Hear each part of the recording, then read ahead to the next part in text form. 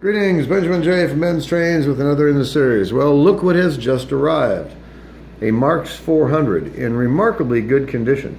Now, I found this on eBay for $9.99, and I bid on it about 2 weeks ago, and I forgot about it. I completely forgot about it. And I got a notice that that I had won the auction. I was like, wow, always fun to be surprised when you forgot that you bid on an engine.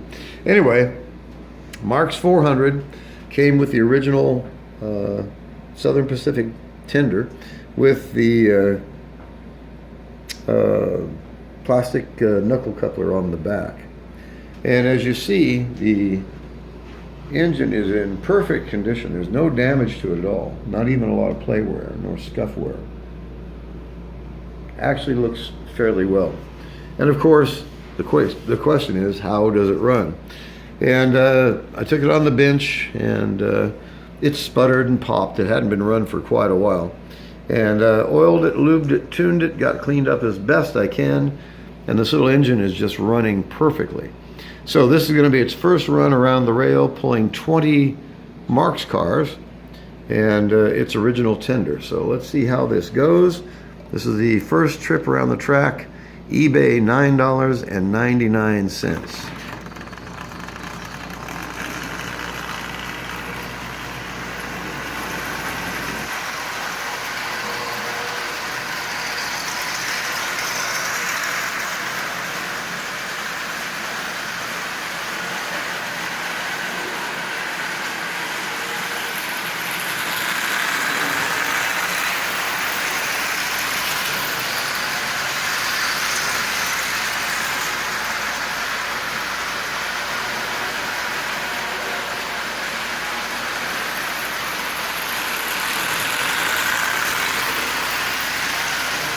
So as you can see, it's running absolutely perfectly. Now this has been sitting for, excuse me,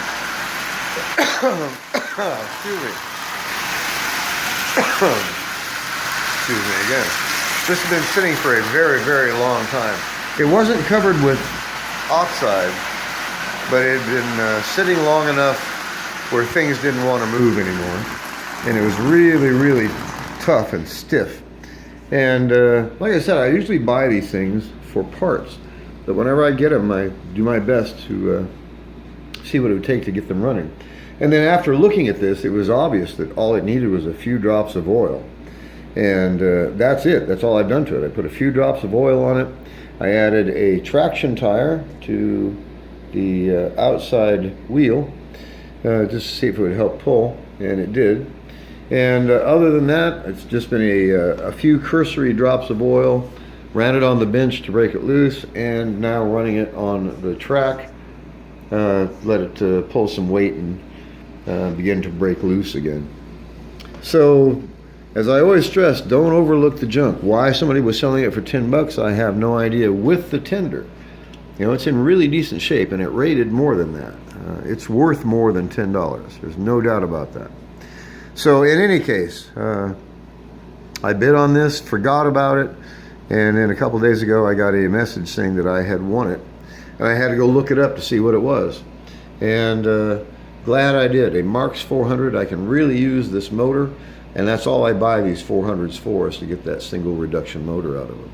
And this motor is in really decent shape. It hasn't had much run time. Plus, I got a new tender for 10 bucks. So take this around again.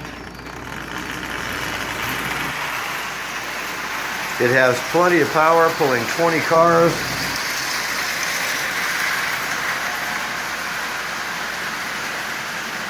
And it came with a tender with a plastic knuckle coupler. So you really can't beat that.